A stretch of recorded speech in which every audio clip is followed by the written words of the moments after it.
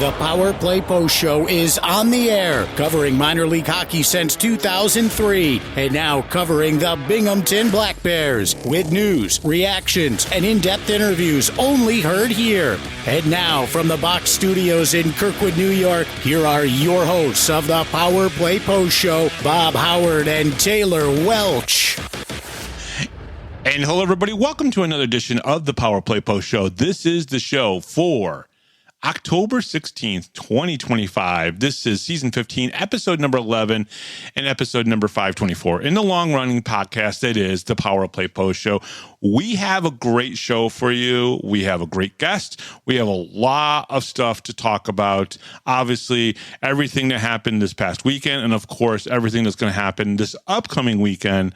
We will have that for you. I am your host, Bob Howard. She is Taylor Welch. And Taylor, let's talk about, first of all, the big news, because if we don't talk about this first, I think the fans are going to, kind of wonder. But Tyson Kirkby was placed on the 15-day IR. The injury happened in the first game, possibly during a scuffle with maybe Jake Schultz near the net. I would imagine near the goal net. Some people said that he got hit maybe in the back of the head or something to that effect. I don't know. I didn't go back specifically to look. I did talk to Brant Sherwood yesterday for a few seconds, just a couple of texts back and forth. I asked him how Tyson was doing. He said we're probably going to be without him for a couple of weeks, and then of course on Wednesday they came out with the 15-day IR on that. Your thoughts, because he had 3 goals in that first game, and then boom, all of a sudden we're without him on Saturday night, and then obviously for the next 2 weeks. It is kind of a bummer, to happen so early into the season, but at the same time, I would much rather have something happen now and take the precaution and have him be, figure it out, get well and be good, than to not take it seriously and come back and play and potentially make something worse, or, further in the season have something worse happen. Yeah, without a doubt. And I think, it was proven on Saturday with a 7-3 win over the Watertown Wolves that the Black Bears are okay. They got enough firepower in the arsenal when it comes to offensive, firepower. They're fine. I don't think that's a problem. The intangibles that Tyson brings to the game is the reason why you want him in the game, right? Sometimes there's that extra push. There's that extra play in front of the net that you just need, and Tyson gives that to you. So, again, I think, they're still loaded with a lot of firepower on the offensive side. I think that's going to be no problem. I thought Cam Clark had a very good weekend, just the way he was skating all over the place, and wasn't rewarded with any goals or even any points, I don't think, but I thought he was good. So the third line, I think, will be fine. It was interesting what they did on Saturday, with how they did the lines. But again, I think they're going to be okay even without him. Even though he's not dressed as a player, he's still, he's part of that bench, and he still leads the team, and he still does what he needs to do. And I think that also, it goes to show that he truly does lead this team. Yeah, no, without a doubt. Now, with that being said, the Binghamton Black Bears announced on Wednesday the signing of defenseman Austin D'Orzerio to the active roster. This move comes after the Black Bears have placed Captain Tyson Kirkby on the 15-day injury reserve. D'Orzerio is a 23-year-old native of Vaughan, Ontario. He spent the last 2 seasons playing at Utica University with the Pioneers NCAA D3 team, which actually is a really good team in D3 hockey. He appeared in 31 games and had 6 points. Prior to 2 years with Utica University, he played with the OJHL, with the Markham Royals and the Trenton Golden Hawks. Austin is a left-handed defenseman that stands at 6 foot tall and weighs 195 pounds. He will wear number 11, the old Darian Benchik, and Jamie Bussell from last year number with the Black Bears. So what was interesting to this, at least from my point of view, is that he we lose Tyson, a forward, and he brings on another defenseman. Yeah, that definitely, it was an interesting move. But I mean, this guy, he seems like a tall, decent sized kid. So maybe it's the move we needed to make. I don't know. I guess we'll get to see. Yeah, I mean, hopefully we get to see him play in a couple games. I don't know of any defensive injuries at all, so I don't know if this is just to get a look-see because, when you put Tyson on the IR, that gives you a couple weeks of an extra roster spot that you could bring somebody in. So this could be just hey, let's look to see what this kid has got. Is it something that we could use? Yeah, definitely. I think it would be interesting to see if they plug him in somewhere or how he kind of fits into the equation. It's kind of why I like the beginning of the season. You kind of get to watch all these mismatched lines and see who kind of fits in and where. Absolutely. All right. So let's talk about the announcement that they made on Tuesday that had to do with another defenseman. All right. So Dan Stone was named assistant captain for the Black Bears on Tuesday. He joins Tyson Kirkby as the captain, Jesse Anderson and Gavin Yates as assistants. Austin Thompson is also included in a lot of leadership meetings. I know that you had talked to me about that at the first game about how Austin's kind of getting into that role a lot more and kind of being included in a lot of that stuff. So that's great to hear about him. Yeah, he's a part of the leadership group. Even if he doesn't have an A or a letter on his sweater, he is definitely a part of that leadership group, which really is more than just the guys with the A's and the C's. Yeah, and on top of that, the Black Bears also have CJ Stubbs, Mac Jansen, and Ivan Bondarenko as vets who lead in the locker room and on the ice as well. Stone, in his third season with the Black Bears, has played in 107 games, scoring 13 goals and 58 assists for 71 points. He has played in 15 games in the playoffs, scoring 3 goals and assisting on 2 others. In the 23-24 season, Stone played in all 63 games that season, the only player to do so, and he did it in his first season as pro. In the 24-25 season, Stone had an impressive plus-minus of plus 56 rating, and he had the Empire Division Rookie All-Star Team distinction in 2024. Okay, so what are your thoughts on Dan Stone getting a letter? I think it's a great move. I think Dan truly shows everyone always talks about him being the stay-at-home D, and I think that naming him as one of the assistants is just it's a great move for the team overall because he truly is, I think, a pioneer defensiveman. He is probably the best defenseman in the league that nobody talks about that much, right? Like, I think defensemen get talked about if they score a lot of goals, have a lot of assists, but they don't get really talked about if they're someone like Dan Stone. Now, he had a plus 56 in his first season. Last year was a plus 24. I mean, if you think about it, that's a plus 80 in just 100 games. That is phenomenal. That is like a point plus for the plus minus, like almost in a game. And that's pretty impressive to have, especially when you're a defenseman in this league. We talk about how maybe the defense has gotten a lot better in the last 4 or 5 years, but maybe still not the emphasis. And yet Dan Stone is honestly probably the best defenseman in the league. And again, Dakota Bond would have told you that too. Dakota Bond would have said, listen, I couldn't do what I did without Dan Stone. Yeah, they truly did make a great pair, and Dakota was able to do a lot of things that he did because of Dan Stone. Yeah. So I think that was a great mention. But yeah, I definitely agree. I do think he's probably the best in my own opinion, but I might be a little bit biased on that. Well, no, and I get people would hear this and probably say the same thing. Oh, you guys are biased because you're Binghamton fans and you cover the Binghamton Black Bears, so of course you're going to do that. But we see what he does on a daily basis, like in front of Connor McAnanama, in front of Nolan Egbert. We see what he does to get the puck from the defensive zone into the neutral zone and maybe then into the hands of a forward, and he does it so cleanly. He positions himself in front of a forward that's coming at Connor McAnanama almost perfectly, and he makes the right decisions at the right times. And yeah, he doesn't get a lot of points. He doesn't have a lot of goals, but he does all the right right things that has really been one of the keys. I would say one of the top 5 reasons why the Binghamton Black Bears have won 2 championships is because Dan Stone has been on the team in the last 2 years.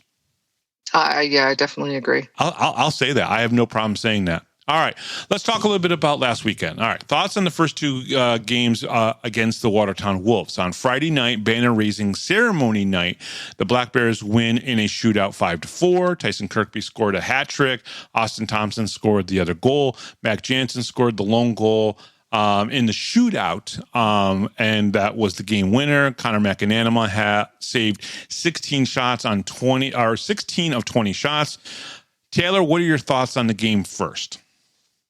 It was interesting. I mean, I think as fans, we kind of expected them to just kind of come right out and get the win, especially because of last season and not getting the win on banner raising night. Right. But I'm also not mad at it because they came out, and was it the best game? No. But it's the first game of the season. You have to figure out where your weaknesses are or what you need to change. And I would much rather happen in the beginning of the season and work it out and be better than to have a good game the first time and then start to see something not add up later on. Yeah. I mean, first of all, Stephen Klink comes out and he gets the first goal at the 8:06 mark, right? But then the Black Bears come back and they tie it up before going into the first intermission. So then it's 1-1 at the intermission. It's like, okay, that's, I think that's perfectly fine. Black Bears come out 2 minutes, 51 seconds into the second period, and they get, another goal, make it 2-1. And, that's by Austin Thompson. But then you have, just 9 seconds later, Brad Reeder goes and scores the game time goal. And I was literally scratching my head there going, what did we just see? Like, Black Bears didn't do that a lot last year, where they did not give up leads quickly, right? And that's exactly what we saw there. Now, it is what it is, and that's fine, but it was just something that definitely threw me off a little bit. But then the Black Bears went out, and they scored the next 2 goals. Another 2 goals from Tyson Kirkby. He gets the hat trick. And so we're going into the third period with a 4-2 lead. And I'm thinking, that's it. I mean, this team last year never gave up 2 goals in the third period to let somebody tie the game. It just didn't happen last year. And it happened here. And Jake Schultz, got a power play goal to kind of really make it a 4-4 game. And I just kind of was like, I'm not saying I was disappointed in the game. They got the win. I don't have to talk about it for the next, 6 months about how they didn't win on banner raising night.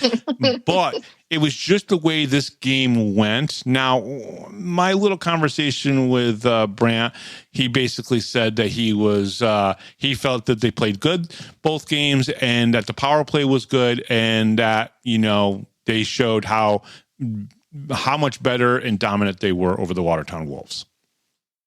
I do agree with that. I did enjoy watching the power play. Having the 5 forwards was something new that I've never seen. I also don't watch hockey outside of this league very much, if at all. So having the 5 forwards out there was kind of shocking to me, but I also really enjoyed watching it work because it did work. Yeah. No, it did. And whether or not you consider it working because if they got a goal or not, it wasn't about getting the goal. It was about controlling the puck. And they were able to do that and hold control for almost every power play that they had. And for a full 2 minutes. And there was barely any clears. Now, in both games. Now, we can say this in both games. Now, they got 1 power play goal. That was the Tyson Kirkby second goal. Or third goal, actually, that, put them up 4-2. And then they scored 2 power play goals on Saturday. So the power play with 5, now the first unit, I believe, is 5. And then the second unit probably, I think, has 2, because I think Dan Stone was on the second unit. And, or at least, and maybe Romakers as well, because they're paired up together and he kind of works as a forward and a defenseman all in the same mark. But yeah, there are teams that do play a 5-man forward power play unit. It doesn't happen often, right? Because you just want that natural defenseman. And a lot of times Like if Dakota Bond was here, he'd be on the first power play unit because he's not just a defenseman. He is the leader of the power play unit when he's on this team. Oh yeah, that's. I think that's kind of the reason that I really enjoyed watching Bondarenko, was because he kind of reminded me of Bond a little bit. Where watching him control that blue line and keeping the puck in while also, making the passes or getting shots on. I really did enjoy watching him keep the puck in and just absolutely control the blue line at all times during those power plays. Absolutely. So they get to win. They go into the shootout, and Stephen Klink goes out there first, of course. I mean, he actually played really well between both games. Offensively, he was their best guy. He goes out. He misses. CJ Stubbs goes out. He misses. And then Michigan goes out. He misses. Mac Jansen scores his. And then Igor Filipov, he misses his, right? Now, the one thing that I noticed that Gary Ryan also noticed, and he mentioned to me, was that all the guys that missed went wide on the netminder, okay? Whereas Mac Jansen went right straight down the middle. He didn't give the goaltender much of a choice. It's like either you're going to lift up or you're going to stay down, and I'm going to lift up. And he went high, and Colgan couldn't get up quick enough to block the shot. And everybody else kind of went wide. They all went like around towards the boards, and they were coming in, and really just didn't have good looks on Connor McAnanama. McAnanama was able to square up and make those saves in the shootout. And Mac Jansen, maybe it's the experience. Maybe it's just something that he knows he can do really well. He was able to get that goal. Yeah, I did notice that as well. I actually only noticed it after a fan had posted the video online, because I went back to try to look at the goals, and our YouTube had been down at that moment, so I couldn't find it. And so a fan had posted the video, and I went back through and watched it, and I noticed that he sort of starts to go wide, and then he comes right in, and he centers on. And I've kind of noticed that we don't have shootouts very often. No. But I've noticed that in our shootouts, if they just go straight on, they're more likely to score than if they go wide. No, it's true. It's very much true. When they go in through the slot, so many goals are scored. I mean, look at Tyson Kirkby. He scores most of his goals in front of the netminder, not from the sides or, long slap shots from, high points or anything like that. No, he's down in the dirty, the greasy part of everything. That's where he does it. What I liked probably the most, and I don't know if I'm going to be able to find it in time, and I don't want to hold us up too much.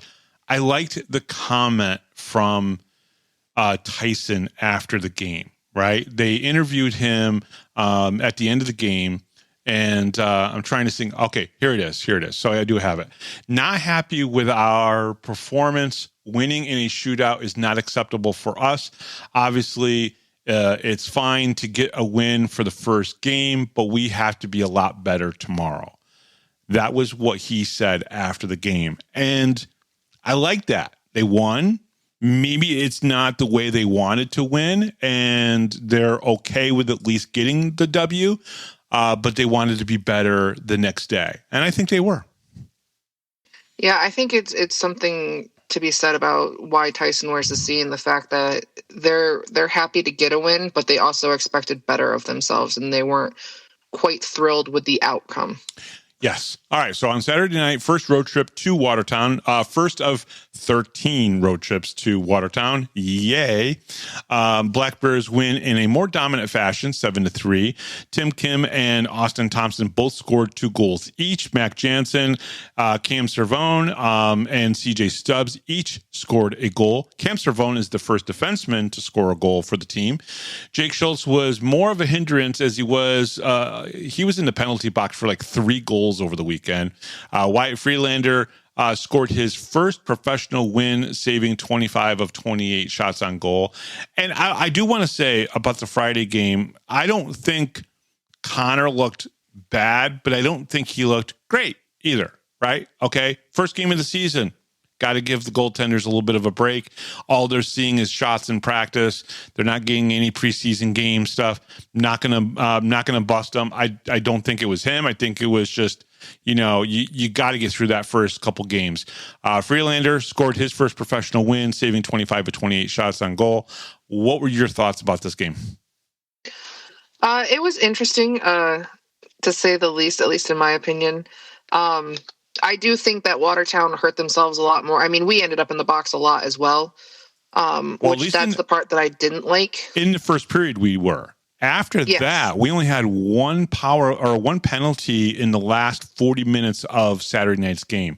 To me, that was key right there. But in the first period, there was like 8 penalties, maybe. Yeah, it just seemed like they just kept taking penalties, and I'm glad that Watertown wasn't able to capitalize on that.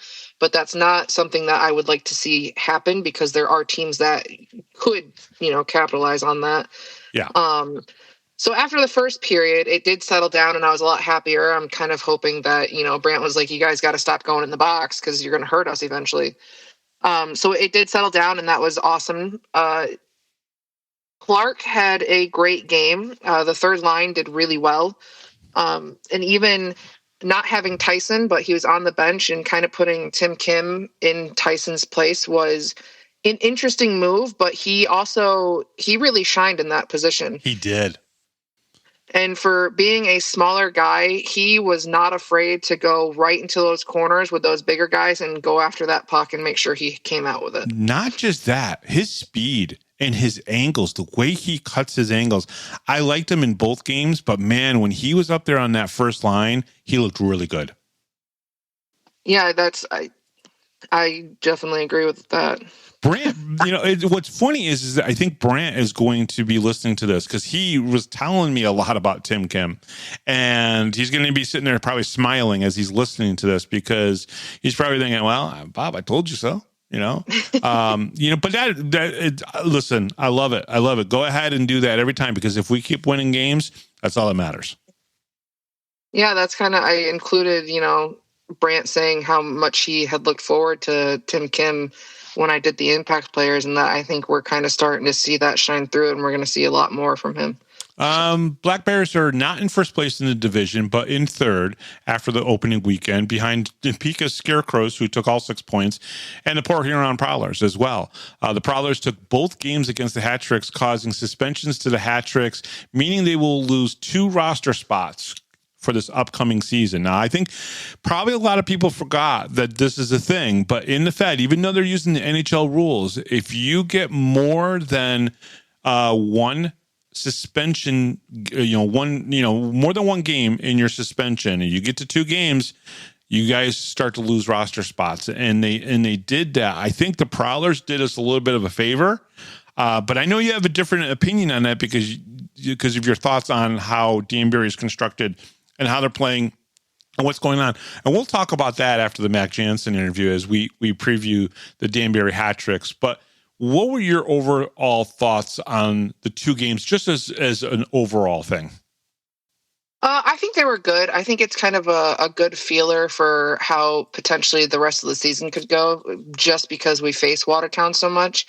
And the game at home wasn't the prettiest game, but the game in Watertown was a much better outcome, and we play in Watertown a lot. Yeah. So to kind of go there the first game and get that win and, end the series with that, I think is kind of a good thing, because I kind of feel like Watertown's a little bit harder to play in. It's a smaller arena. It's pretty, everything feels tight in there to me, where our arena seems very open. Yeah, and what I liked about the game on Saturday, what really kind of struck out to me is we scored first. We scored the first 2 goals. Watertown then ties it up. Okay, that's fine. But then we started to kind of battle back, and we get, the next goal. Then it becomes 3-3, right? And then after that, in the third period, it was all Binghamton. It was all Binghamton in the third. Watertown got that lone goal in the second period, but that was right at the end of the period. And those goals bugged the living crap out of me. When you give up a goal in the last minute or the first minute of a period, it's almost like you weren't ready to start the period, and you weren't ready, or you were slacking at the end of the period. And I'm not saying anybody was slacking. I'm not saying that at all. But that's the mindset I've always had. Coaches have said that to me, don't give up. You never give up a run in baseball when you got 2 outs, 2 strikes, and either no one's on base or one person's on base, and somehow you still give up a run. That's bad. If it's the last minute of a period, you don't want to give it up. In football, the last 30 seconds of a quarter, giving up a touchdown. So, but I liked what they did in the third period. I mean, a power play goal from CJ Stubbs, then Tim Kim scores his 2 goals. Austin Thompson scores his 3rd goal of the weekend.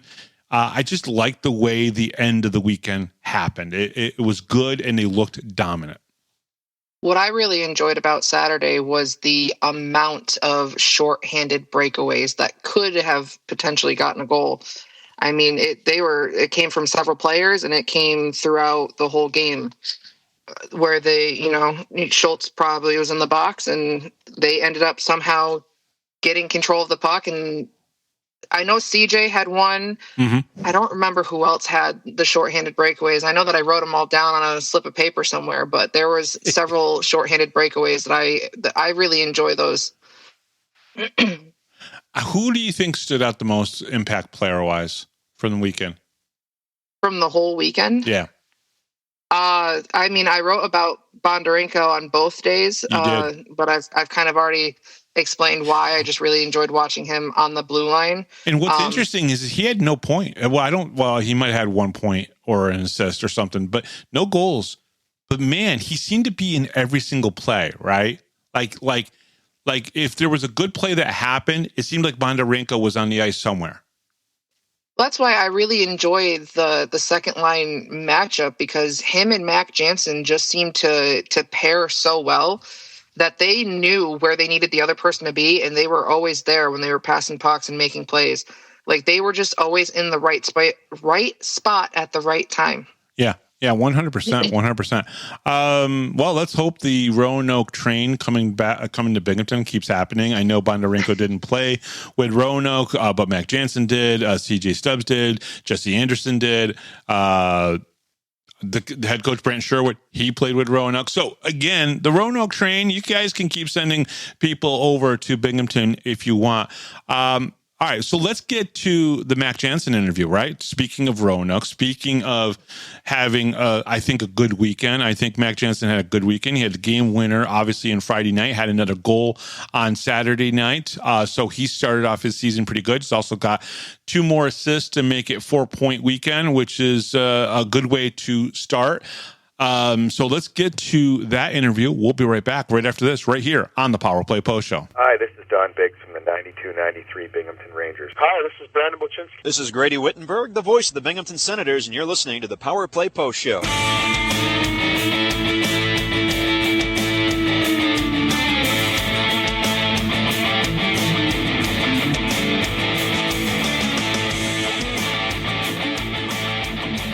Here is another Power Play Post Show interview exclusive with Bob Howard. And welcome back, everybody, to the Power Play Post Show. Very excited to have this gentleman on. As most of you guys know, I geek out whenever there's somebody from the state of Minnesota here playing in Binghamton, and this gentleman is no different than any of the rest of them. One of the great guys, obviously, on this team at the moment, he is Mac Jansen. Mac, welcome to the show. Great to have you on, and welcome to Binghamton as well. Thank you. Since I've got here, all the guys and the boosters and the fans of everything have just been so welcoming, and, I'm super appreciative of that. It's great to be here. Mac, let's talk a little bit about you being from Minnesota, White Bear Lake, just a 20-minute drive from, obviously, Minneapolis. Talk a little bit about what, youth hockey and what it was like to play in, basically that part of the country, which has some of the best youth hockey going still today, even. It's something I take a lot of pride in. I know everyone from Minnesota just takes a lot of pride in it, because it's something that's bigger than just you playing the game of hockey. You know, you grow up playing for your town. The name of your city is on your jersey every day, and you're playing guys with the name of their city on their jersey, and all they want to do is, you know, represent their town in the best way. And doing that where we're from is by winning at hockey. And, you know, it's something just all us Minnesotans take a lot of pride in. You know, since I've moved out to the east side and been in the minor games, I like to say it's you know, it's a little bit of our religion. We like to call hockey our religion. So that's what I'll go with. No, absolutely. I've obviously talked to Dan Weber and had him here on the show and talked to him obviously in person multiple times. And, you know, not just the youth side of it, but when you get into high school hockey, it's so very competitive. And you were telling me a little bit off air that even White Bear Lake High was very competitive. There was a lot of, you know, high intensity hockey and great players that even played through your high school. Can you talk a little bit about playing for White Bear Lake? Oh yeah, I could talk about it all day, brother. But go ahead. Yeah, the big thing was, you know, you're playing beside guys that you grew up with your entire life. Whether they were better at football or better at baseball, they were still the best at hockey, you know. So that's what made it so special. Was some of these guys you were on a team with from when you started putting skates on, and we would grow up, you know, idolizing the varsity hockey team. With, you know, Minnesota, my era, we kind of lacked a professional hockey team. What we were growing up with, we got the Wild, and, you know, they didn't really get good till the later years. So we would always, you know, idolize the high school hockey team, the varsity hockey players. And growing up through youth, we wanted to be those guys and, you know, play in front of the big crowds, play in front of the student section and the band and all our parents. And that's really what it was all about, was, you know, putting that pride on your shoulder, wearing it on your sleeve, and winning for your high school. It's, you know, there really was nothing better. Was Weebs overselling or does his father oversell a little bit about the, you know, the high school championship tournament, you know, obviously being played in the big arena with all the fans? I mean, I guess it's multiple sellouts for those games. Are they overselling that, or is that really as big as they've talked about it? No, I bet they would agree with me on the fact of, you know, like I just told you off air, you really can't describe it with words. You have to go see it.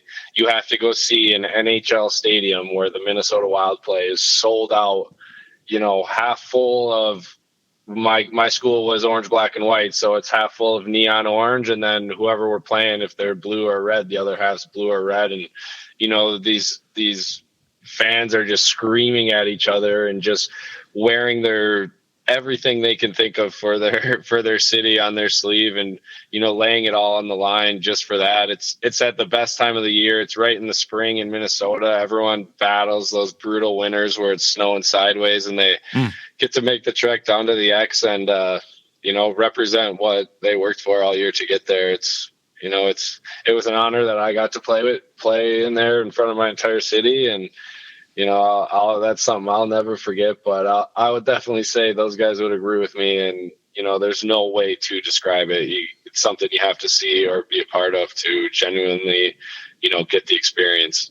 Now, I'm not sure if you ever, you know, got to play outside of the state while you were, you know, playing in high school. I don't know if you ever played against teams that were in Michigan or Wisconsin to see how it was, because I know hockey is big in those two states, but for some reason, it also seems like that football maybe takes over when it comes to high school in Michigan. Because, you know, I would say Michigan and Texas probably the two biggest football states we have in the country. Did you get to play in a couple of those other Midwest states at all while you were playing high school hockey, essentially? And did you get to play against any of those other teams? Typically, no. So the best of the best from the state, you know, will usually make a team and venture off in the summers. It's I don't know, it's like some elite team. They would go off and play, you know, they'd play against Shattuck or, you know, Honeybank, some of those guys outside. But honestly, not really. a lot of the times with me and my buddies, the summers was focusing on what we had to do to help White Bear win the next year. We were in a big city section, big city conference every night. There's 3, 4, 5,000 fans at the game. And, our true and only priority was to get to the state tournament at the Xcel Energy Center. Was it a little bit of a letdown maybe when you went to go play in the Null and maybe even D3 hockey when you weren't playing in front of those huge crowds? Because I know some of the guys who have come on the show have talked about how when they got to Binghamton and they're playing in front of 4,800, in a sellout like you did last Friday, they weren't used to that. But you and Weebs, when you guys played high school hockey, you guys saw those kind of attendance. Was it kind of a strange little thing for you when you went to go play for Cooley or the University of Wisconsin and you didn't get some of those attendance numbers? Yeah, obviously, when I was in high school, I didn't even think of hockey past high school. The only thing I thought about was winning as a White Bear Lake Bear. But when that time came, there was an adjustment period. I'm not going to lie, from being treated the way I was treated in high school to just being another small fish in a big pond. You get treated a little differently, and things are, there's an adjustment period, but you just keep going along. And, I always pride myself on, no matter where it was or what jersey I was wearing, I was trying to win for the jersey and not myself. So that's something I've just always stuck to and pride myself on. Now, obviously, I think hockey players are some of the nicest people I've ever met. I mean, there's every once in a while you'll get a guy with an ego here and there, that type of thing. Generally from Minnesota, I've never seen that.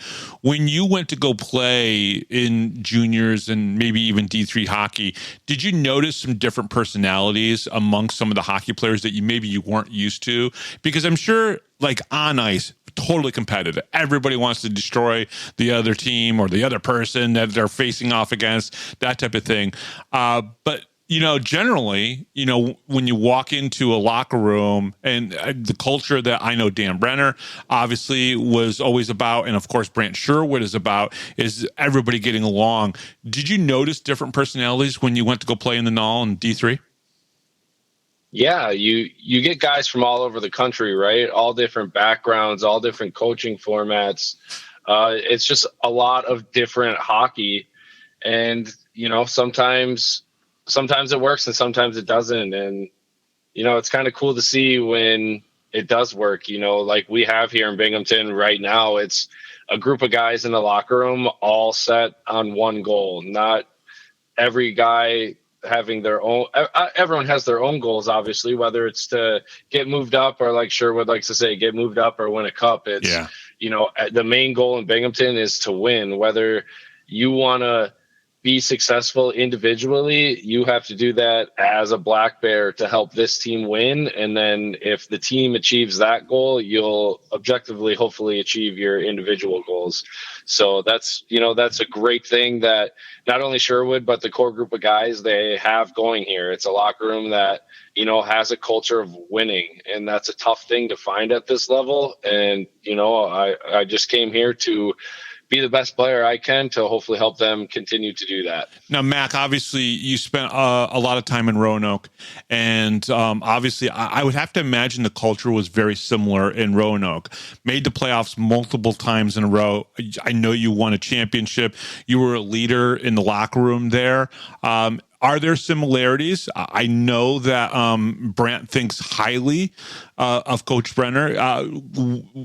Are there similarities, would you say, between Roanoke and Binghamton?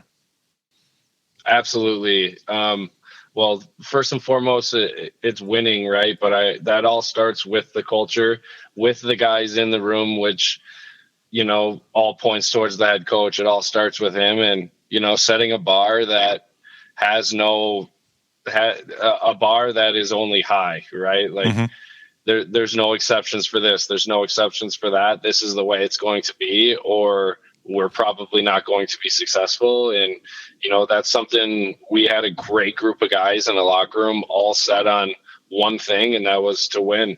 And when you have a group of guys like I just said, when you have a group of guys all set on the same thing, it is so powerful and magical to a locker room that you don't even need the best players on the ice. If you have the best guys competing for one another, that's where the success is going to come. You know, one of the new elements to this year, other than you and Bondarenko, of course, a couple of the young kids like Tim Kim, is John Quenneville, who played in the NHL, obviously played in the AHL high-level hockey over in Europe.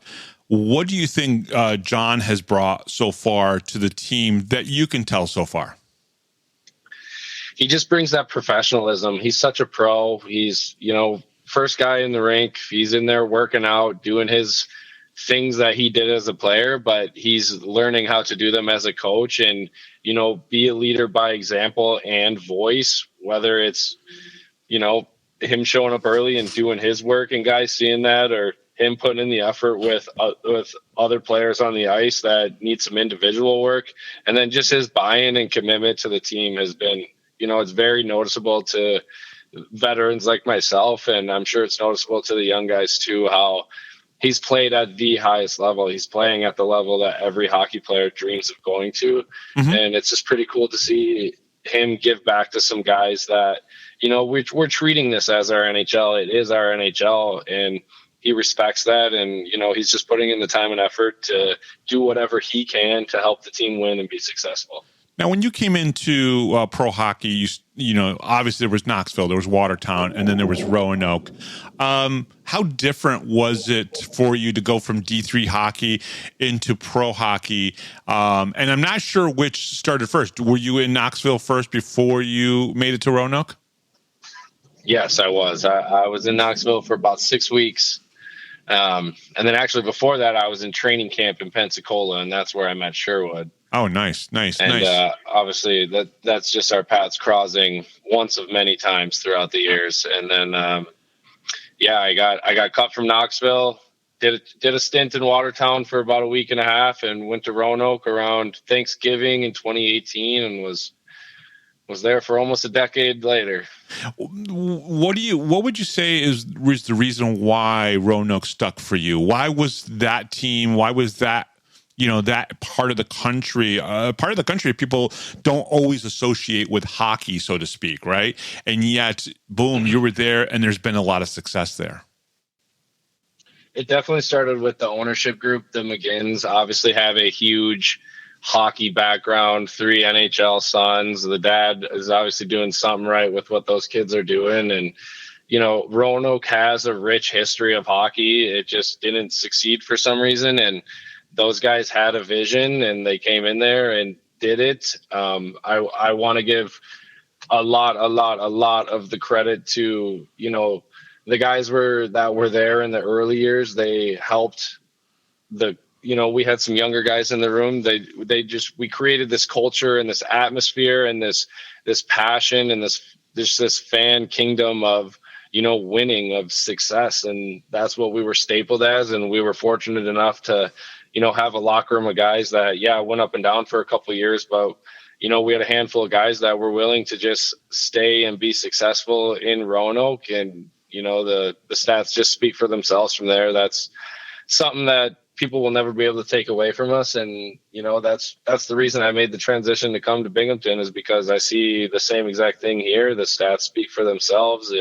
Everyone speaks so highly of it here, and the fan base shows itself. And that's what you want as a player, is your fan base being as passionate as it is here in Binghamton to, that gives you fuel to play. We don't want to play in front of 4,000 fans and lose. I promise you, we're more pissed off when the fans are when we lose. We play this game to win, and that's what Binghamton does. So hopefully we can keep doing it. Obviously maybe an easy choice to come to Binghamton. Jesse Anderson played with Roanoke. I'm sure he was a teammate of yours. CJ Stubbs, obviously you knew Brant real well.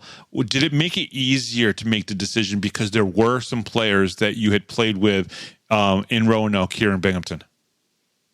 100%. I mean, CJ Stubbs has been even before he, made the switch to come up here, me and him talk weekly. He's one of my best buddies in the world, and I trust his opinion in the world. And he came here and said he didn't have one bad thing to say. I promise you that. And yeah, it's made the transition that much easier to have a few familiar faces in the locker room. Oh, he didn't even say anything bad about the podcaster that bugs him? Okay, good. This is good. Yeah.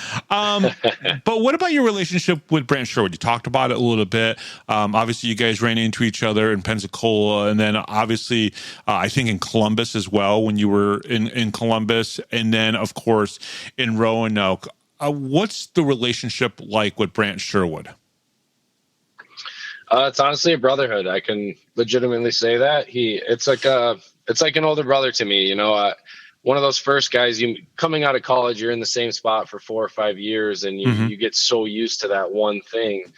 I was just a young rookie, a small fish in a large pond, getting into something I had really no idea about. I drove 24 hours straight from Minnesota to Pensacola with my old man and hopped out of the car, and thank God Brant Sherwood was there, because he kind of gave me the ins and outs of what I'm getting into, and he just kind of took me under his wing. I was fortunate enough we were line mates through that camp as well. There wasn't much hockey going on because there was a hurricane going on during camp, but no, he kind of just took me under his wing, and then we parted ways from there. And years later, I mix him up, but yeah, he got traded to Roanoke, and then COVID hits, and we go down to Columbus. Yep. And it was almost like the universe just wanted Mac Jansen and Brant Sherwood to be friends through the hockey world. And I promise you this, I'm one very fortunate human being that the hockey world wanted that, because he's one of my best friends, and I'm very fortunate to have him in my life. A video that I saw about you recently was, I believe, your last game in Roanoke, and you were coming off the ice, might have had some tears in your eyes. What was it about that moment that kind of maybe put some tears in your eyes? Did you possibly know it was maybe your last time in Roanoke, or was it more of just losing in the playoffs really affected you that much? Losing always sucks. The end of the hockey season always sucks. My entire life, the only thing I've really known is hockey. The only thing I do is hockey. So I wear my heart on my sleeve. I'm an emotional guy. I play this game very passionately, and you never want it.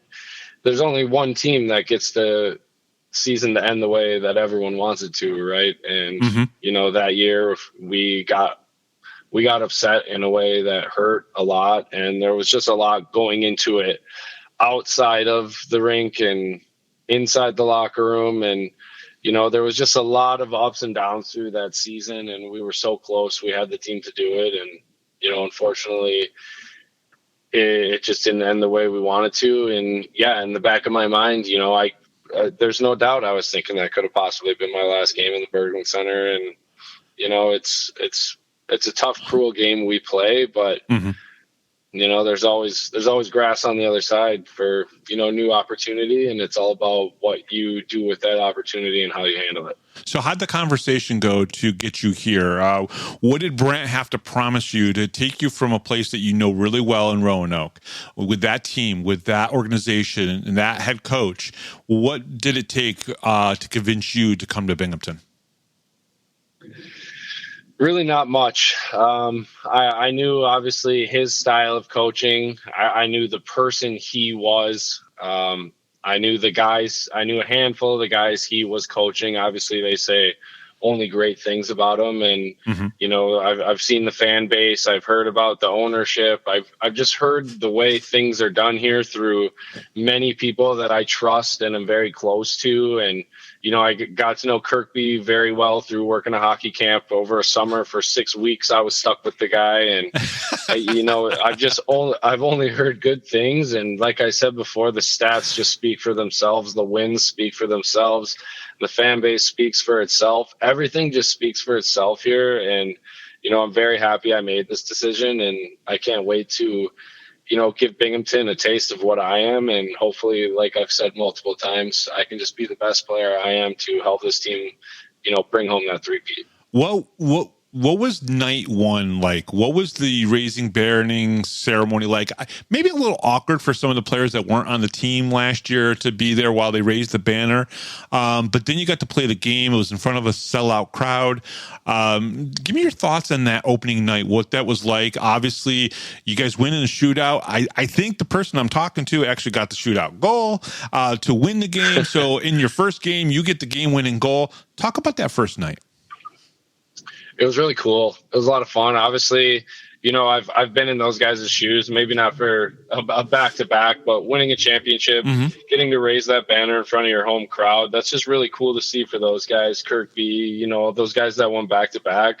Like, what people don't see is there's hard work put into that. These guys are taking pucks to knees and, getting body checked by guys double their weight into the boards. And, there's a lot of hard work that goes into that stuff that most people don't realize or understand. And it's so cool for those guys to get to cherish that moment and then go out in front of their home crowd and get a nice home win on opening night.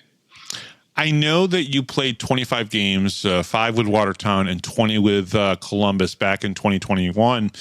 And I know that, the league has changed a lot, and there's a lot of players from the SPHL coming down. I think Kirkby could really make a run at the ECHL. He had a little bit of that shot last year, but he's made the decision to play here in Binghamton. Can you tell the fans how much closer the SPHL is now with the FPHL now is with the SPHL talent-wise versus maybe 4 or 5 years ago? Oh, it's right there. I mean, you see guys like Bondarenko signing in this league. It's things like that are going to help out this league, to the fact of, I would take our team versus any team in that league right now. Honest to God, I'll say that out loud, because it all starts with the room, and there's a room here that makes guys play for the Binghamton Black Bears. I'll say his name, CJ Stubbs, Weaver, Dan Stone, all these guys are playing for something bigger than themselves. They want to win for the Black Bears. They want to win for the town of Binghamton. And once you get a taste of that, it's so addicting. And the only thing you want is more and more and more. That's why guys are coming here. That's why guys want to stay here. They want to, they want a taste of it, and they want to see what it's all about. You are now on a line with Bondarenko and Austin Thompson centering you guys. Have you guys already felt the connection, the chemistry already begin? Oh yeah, it's right there. I mean, we were watching video from Friday and Saturday night, and if I didn't have so much rust on my shoulders, I think I could have had 3 or 4 more alone. Bondarenko hits 2 posts. Yep. Tomer's doing a great job. He's not a natural centerman. Nope. He's stepping into that role, doing a great job, doing a bigger role in the defensive zone, which is not easy to do. And he does it so well. And yeah, we're just, we got chemistry going, and we just, like I said, you get a taste of that success. You want more and more and more. So that's what us 3 are thinking right now. And hopefully we can get a job done this weekend. Yeah. And you're going against the Danbury Hat Tricks. They lost both games last weekend, maybe got beat up a little bit by the Port Huron Prowlers, who I think is probably the second best team in the division. At least from everything that I saw last year and all the returners that they got this year. Danbury's got a reputation. They have a guy named Jesse Swanson who likes to, mix it up and kind of like, I don't want to say get dirty, but he does all the tough stuff and all the rough stuff and whatnot. How do you? I mean, you're 32 years old. You're a professional. You've been around. You're a veteran. I don't want to call you an old guy because you're still 20 years younger than me. So I'm going to give you that. I'll give you that. But how do you go into a game where a team's got a reputation to them and still just play your game? That's it right there. I'm not worried about anyone else but myself, right? I know if I go out there and do my job, I can't control what anyone else is going to do. I promise you this, if anyone playing us wants to put us on the power play, go ahead. Please do. We will take power play after power play, and we will score and score and score. That's our game is worrying about the Binghamton Black Bears, and that's what we'll do. We're going to be a tough team. We're going to be a skate hard team, and if guys want to try and do that to get us off our game, I guess they can, because we're just going to continue to skate and put pucks in the net. Mac, that was an answer that Brant Sherwood would have given me almost probably verbatim to the T. So you guys are a lot more alike than I would have known for that matter. But that's exactly that's how he would have answered it with me and everything. So, all right, perfect. Mac, thank you very much for coming on the show. We appreciate it. It's been a pleasure to get to know you a little bit. I'm always rooting for a Minnesota guy. I'm from New York, and I still like the Minnesota hockey players usually better. But thank you very much for coming on. We appreciate it. Yeah, thanks for having me, and let's go Black Bears. All right, and we'll be right back right after this, right here on the Power Play Post Show.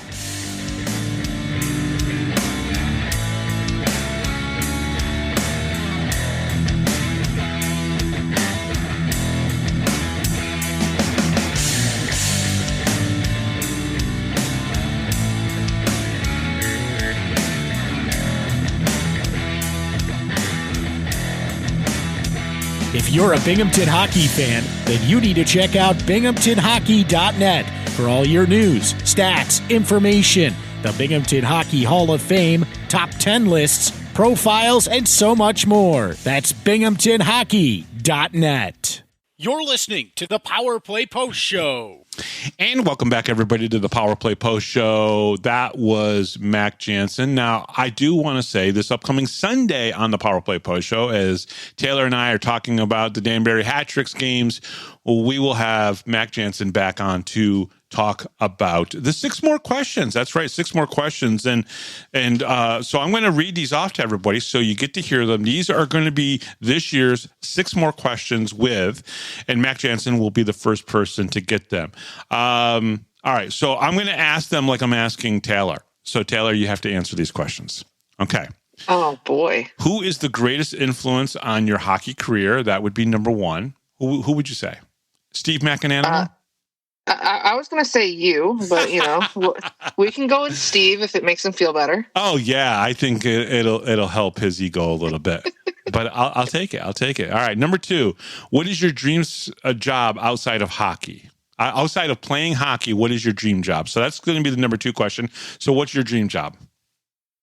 I don't really have a dream job. If I could choose anything, I guess, honestly, I'd love to just be a stay-at-home mom and do homeschooling, I think.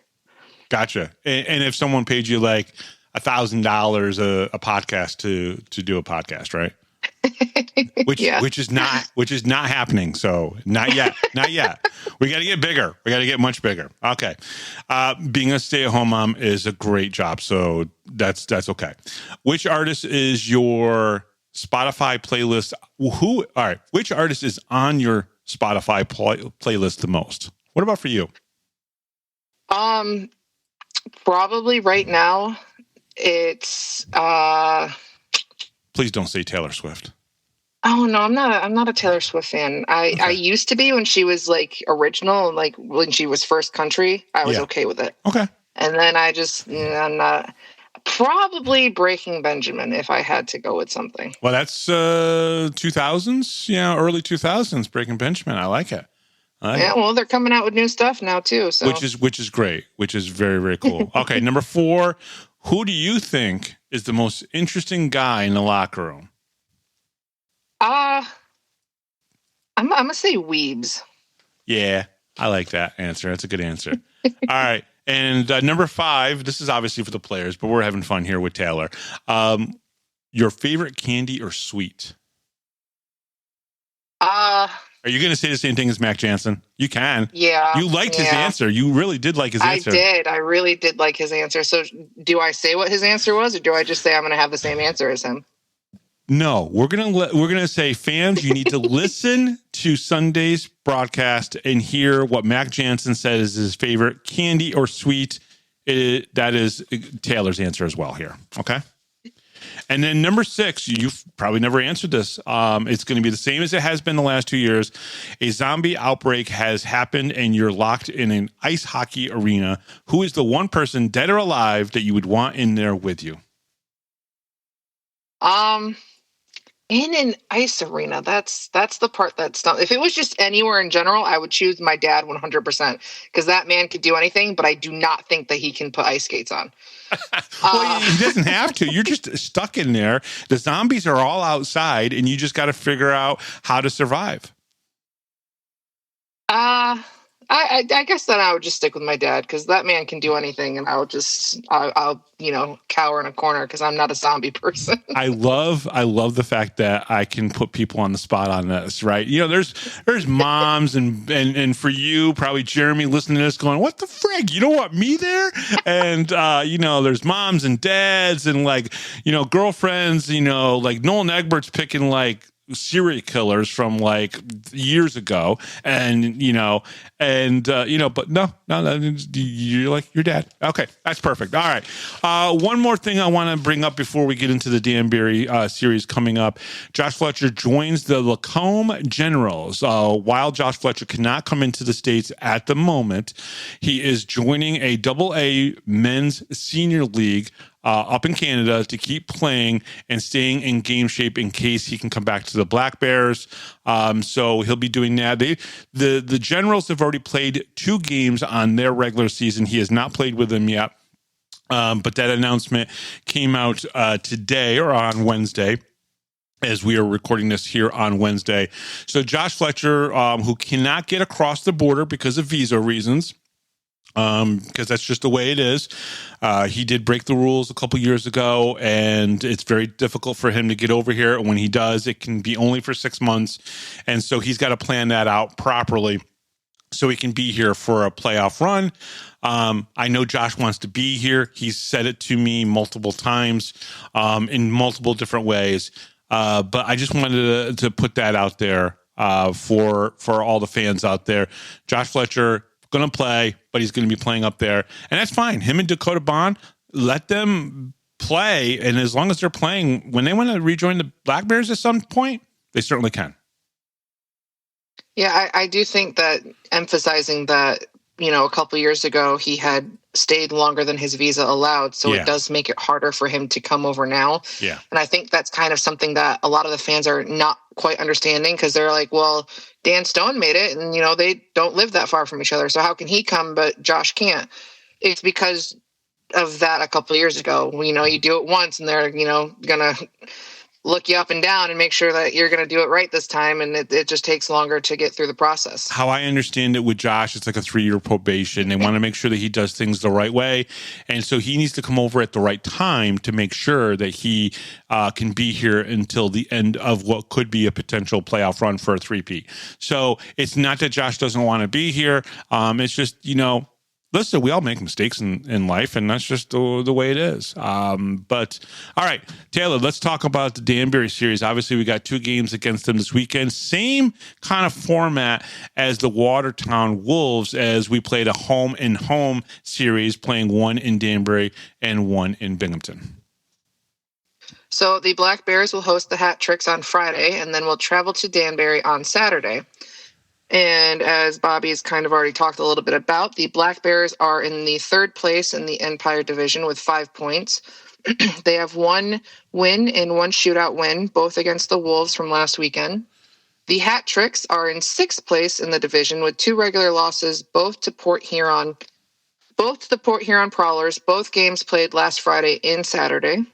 The Hat Tricks lost on Friday night 3-1 in Danbury to the Prowlers, and on Saturday night they lost to the Prowlers again 4-0, also in Danbury. Both games saw a lot of rough stuff, which led to suspensions to both teams. Joshua Thomasai was suspended 1 game, Jesse Swanson was suspended for 2 games, and Zachary Pamelayan was suspended for 5 games. Due to these suspensions being multiple games for Swanson and Pamelayan, the Hat Tricks can only dress 16 players instead of 18 for the upcoming 2 games. Now, that's really the key here, right? As we go into the, this series coming up, Black Bears are going to have 18 players out on the ice. And the hat tricks are not going to be able to do that. The other key here, and I don't know if I had it written down, but Jesse Swanson retired. Like, he went through those 2 games, and a lot of people said, I don't know if you watched any of the footage, they didn't feel like Jesse Swanson deserved any suspension of any games. They didn't feel like anything that he did deserved a suspension. But I have an opinion on this, and it might piss off some people, and I don't care. I'm going to say this. When you hire AJ Galante to be your general manager, and all summer long, all we heard about was we're bringing back Danbury hockey, the way Danbury hockey is supposed to be, which is the Trasher days. We're going to do that. We're going to come out there and we're going to be rough and we're going to be tumble. We're going to do all that. And then the head coach gets hired, a new head coach, right? After Nick Neidhart leaves, they bring in a new head coach, and he goes on social media and he literally, in a video with Doug Latuca, Doug, I love you. This is nothing against you. But then comes out there and says, yeah, we're going to we're going to get revenge for what Brockway did, because that's just the way hockey is. Well, that's the way maybe hockey was in 1974, but it's not how hockey is in 2025. And so you set up the league to suspend your guys when they did stupid shit. I call out the Black Bears all the time for doing this exact kind of stuff. And I think fans are like thrown off. Like, well, they should appeal all these because no. Well, even if they do appeal them, I hope they get withheld or upheld. Not because I want the Black Bears to face somebody with 2 less players, but because that's what you get for sounding like idiots all summer long leading up to this. I love MJ Merkel. I love Johnny Ruiz. These are people that I consider good hockey people. One from Binghamton. Johnny's been with Danbury, probably the most respectable person with Danbury. But when you have a head coach and you have a general manager basically coming out and saying the things that he said, what was the league supposed to do? Just go, if boys are being boys, let's move on from that. No, they just changed their rule book to be more like the NHL because they want to get aligned with the NHL. So once you get some of the silliness out of the game, then you can do that. And again, I love a good fight. Hell, I don't mind if 2 fights happen on an ice at the same time. But when you get ridiculous with it and you get suspended like this, and I've said, Taylor, you've heard me say, when the Black Bears do it, it's like, this is not the smartest thing to do when you get caught up in this kind of stuff and you get suspended because it hurts the team. Now, last year when it hurt the team, it didn't really hurt the team because the team was better than every other team in the FPHL. But this is the reason why people still look at the Feds sometimes and they go cockeyed because of teams like Danbury and that kind of reaction. Again, that's how hockey was in 1974, not in 2025. Yeah, I'm all for, getting the steam out and, if something happens on the ice, letting it, if a fight breaks out, to either get momentum for your team or to answer a call of something that might have happened. I'm all for that. Yes. But when the refs step in, whether they allow you to fight or you start fighting and they step in, you need to stop. Right. Because that's where the suspensions come in. When you continue after the linesman or the ref steps in, that's where all the issues come from. And that's what I saw because I went through and I rewatched only the penalties for the Danbury game. Yeah. And that's what the issue was. It wasn't because, the teams had their issues. No, it was because every time the whistle was blown or the ref stepped in or a linesman stepped in, they just kept going. They didn't stop. You need to know when to stop. Right. The shenanigans, when you go beyond a fight, when you go beyond just a regular fight, you want to go after Brockway. I totally get that. He planted a flag. Listen, I'm a Dallas Cowboy fan, and what did Terrell Owens do? He went, after scoring a touchdown, he ran all the way to the star in the middle of the field, which you don't do. That is off limits. And he planted that football down there and then kind of pointed up to the sky or something. Did something stupid, right? And then one of our players went down and basically tackled his ass, right? That's fine. Again, you get repetition. You go and you have a fight and you do that fight. After that, you just look like idiots, and you're going to get suspended for it because you basically called out all that stuff before the game even started. And it's ridiculous. And I just had to get it off my chest. Well, and you and I had talked a little bit off air about it beforehand, where I had mentioned that I think them bringing AJ in was a bad move, and how I very strictly compared him to Brant Sherwood in the sense of they brought AJ in to bring back the Trasher days. And that might work for the fan base because the fan base, that's what they love. But it's not going to survive in this league. Not anymore. Where they basically brought in all these players for the roster that are these big, tough guys because that's what they want. Where Brant came in and he blew apart our team, but he made it so much better that they could probably perform outside of this league. Yeah. I had the conversation with Tyson at the press conference before the beginning of the season at Media Day. And I kind of joked with him. It's in the video. Everybody can hear it. I was like, well, would you go and you play the champion of this league versus the champion of the SPHL? He goes, yeah, I'd be up for it. Absolutely. He goes, it would never happen, but I would certainly do it. That's because their mentality in Binghamton, and here's the thing, Taylor. Why does it never happen in Binghamton?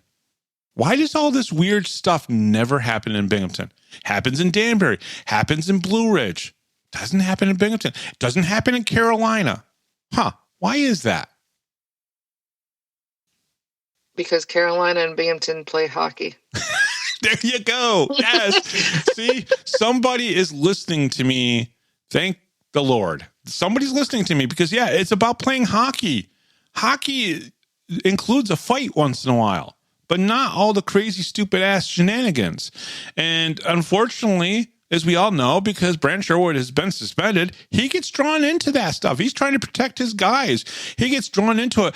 And I've said multiple times to him, don't do that. Get your guys off the ice or calm them down or whatever. He knows that. It's one of those things. It just feels like Danbury took 2 steps back from where they were 3 years ago when they won the championship. Am I wrong on that?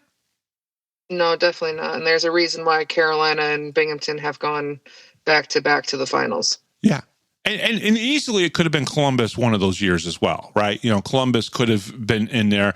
Columbus, a very good market as well, who probably just has been a little bit behind Carolina in that division. All right, let's move on. We were, I think, at the Josh LaBelle line.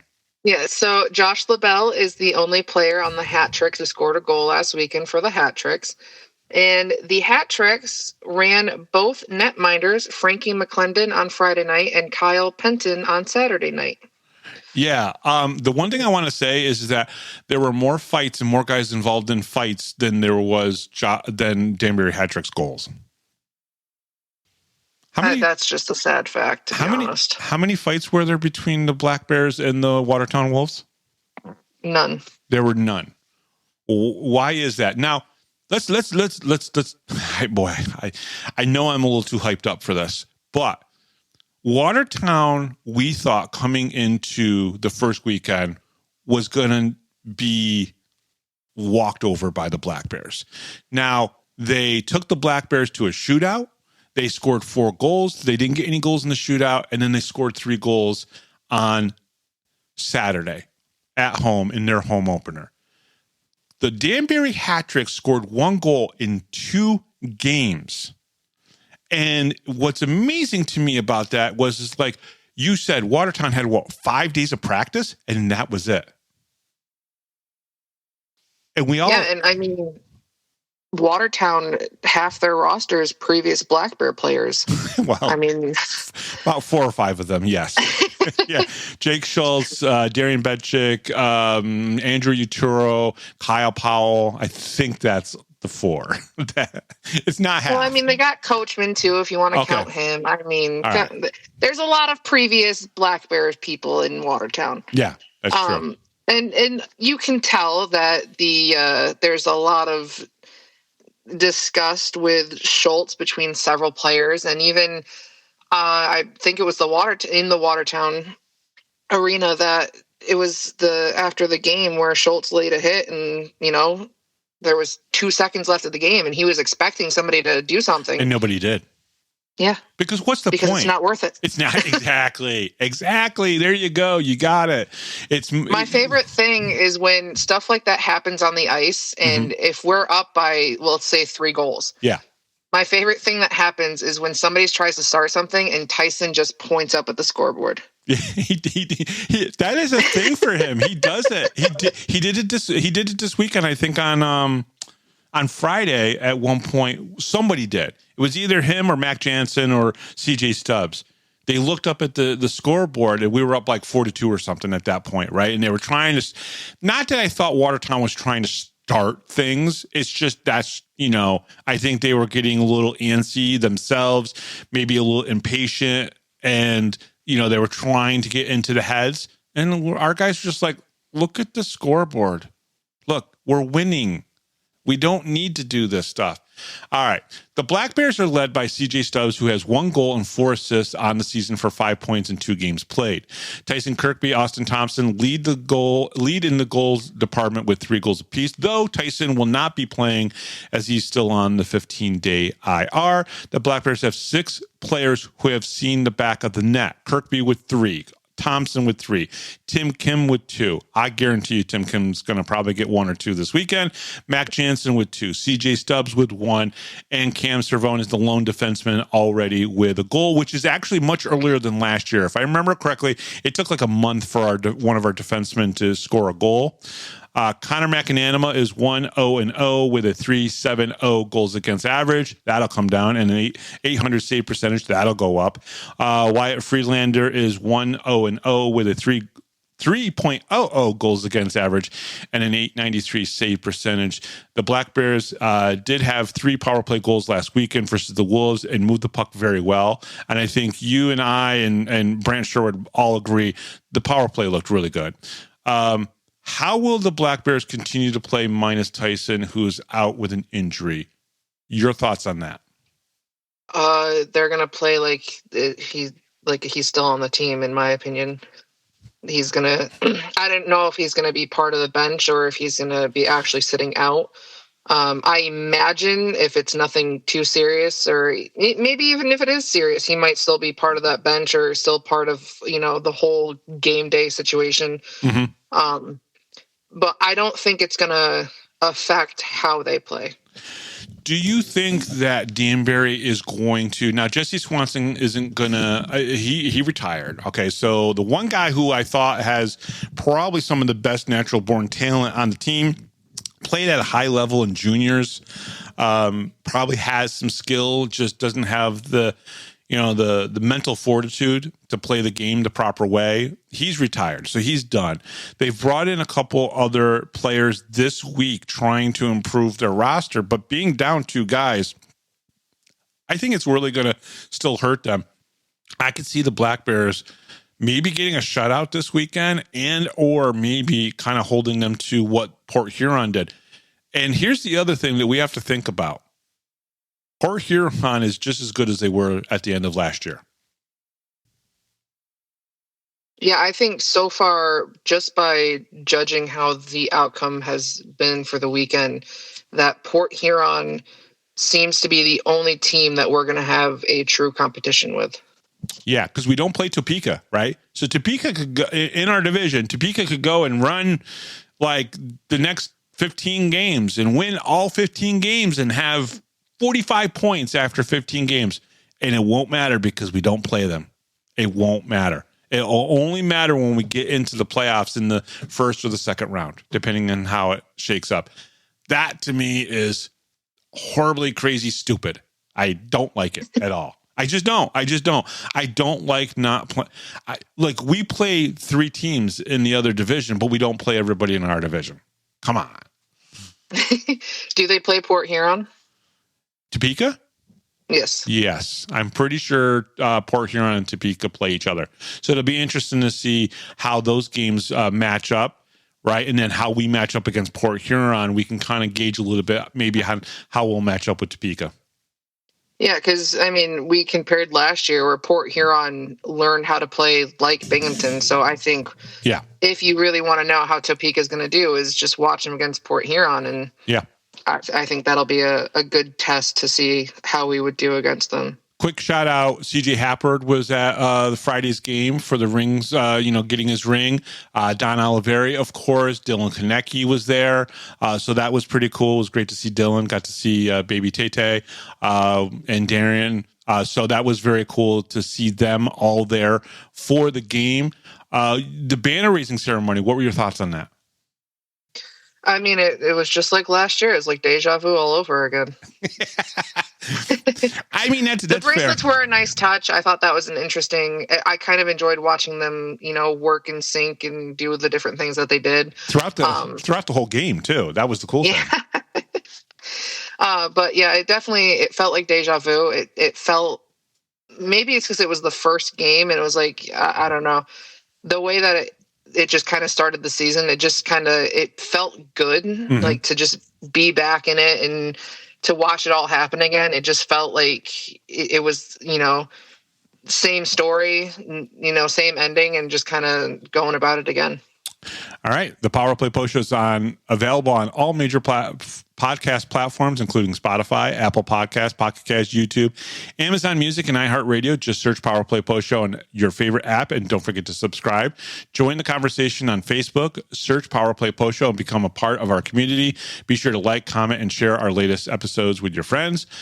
Looking for everything Binghamton Hockey? Visit binghamtonhockey.net, your go-to source for stats, history, and all things Binghamton hockey. Thanks to Rob Lapolis, our MC, John Patitucci, our musical director, and from the Binghamton Black Bears, forward, Mac Jansen. Taylor, I don't think I read that in the beginning of the show. You didn't. I didn't. See, at least you probably even wrote it down on a little note. Did not read. Fire his ass.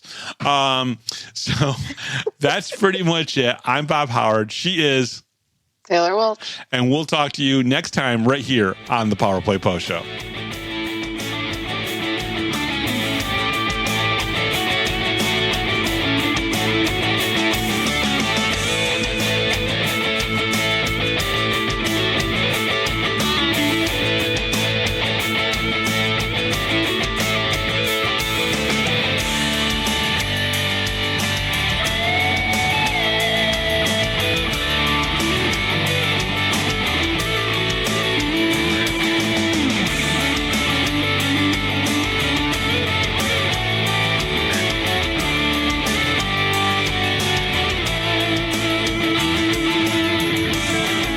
Thanks for listening to this edition of the Power Play Post Show. Be sure to tune in next week to the Box Studios Radio Network for all the latest Black Bears news and interviews from around minor league hockey. The Power Play Post Show would like to thank John Patitucci for all the music you hear on the show. You've been listening to the Power Play Post Show.